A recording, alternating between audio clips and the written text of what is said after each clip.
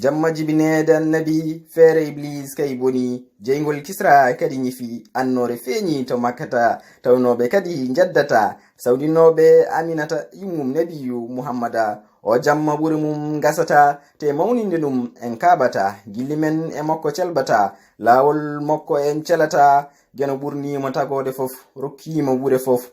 ko jurum dero dokkowo ne yiwiɗo jommo sali betaɗi ko ne hiiɗo urana woni nedi makko yummen Aisha ko non wi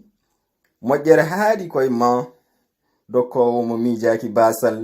lesɗi kinade haadi koye ma ko an woni ne wiiɗo newnanaɗo ñande jango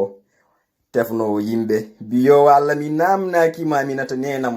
walla farmata ɓiyam namnimami tan ko leñolam juuɗe men dow mawninen nabi jiɗɗo mo aljanna naati jeygol daɗi o wi mi yewni yiɗɓe kam ɓe ngoni enen jamma jibinede annabi